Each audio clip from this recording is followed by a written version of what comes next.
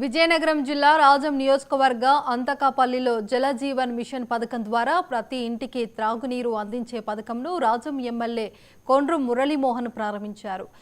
ప్రతి ఇంటికి సురక్షితమైన తాగునీరు అందించే మహత్తర పథకం జల్ జీవన్ మిషన్ అన్నారు. గ్రామాల్లోని ప్రతి ఇంటికి తాగునీటి కుళాయి అందించడం, రహదారుల అభివృద్ధే లక్ష్యంగా కూటమి ప్రభుత్వం కృషి చేస్తుందన్నారు కొండ్రు మురళీమోహన్.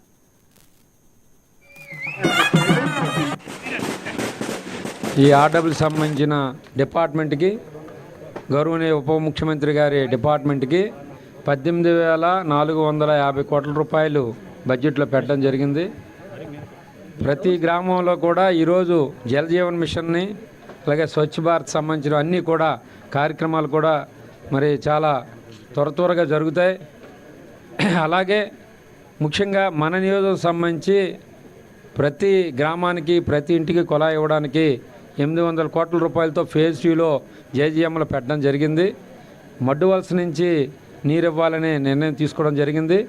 మనతో పాటుగా చీపురుపల్లికి సంబంధించిన 4 మండలాలకి మొత్తం 8 మండలాలకు కూడా మరి మడ్డువలస ప్రాజెక్ట్ దగ్గర నుంచి నీరు ఇవ్వాలని కూడా నిర్ణయం తీసుకోవడం జరిగింది.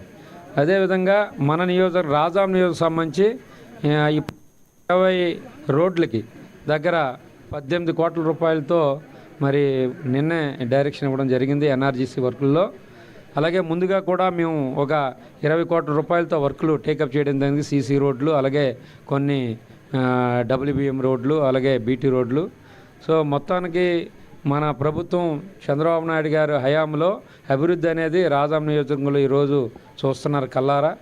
మరి అదేవిధంగా మరి లోకేష్ బాబు గారి ఆధ్వర్యంలో మరి డిపార్ట్మెంట్ ఎడ్యుకేషన్ డిపార్ట్మెంట్ సంబంధించి దగ్గర 31 వేల కోట్ల రూపాయలు మరి మొట్టమొదటిసారి ఎక్కువ బడ్జెట్ పెట్టి మరి ఫస్ట్ టైం మన ఆంధ్రప్రదేశ్లో ఇండియాలో లేనటువంటి మంచి ఎడ్యుకేషన్ పిల్లలకి ఇవ్వడానికి అన్ని విధాల ప్రణాళికాబద్ధంగా లోకేష్ బాబు గారు ఈరోజు తీసుకెళ్తున్నారు.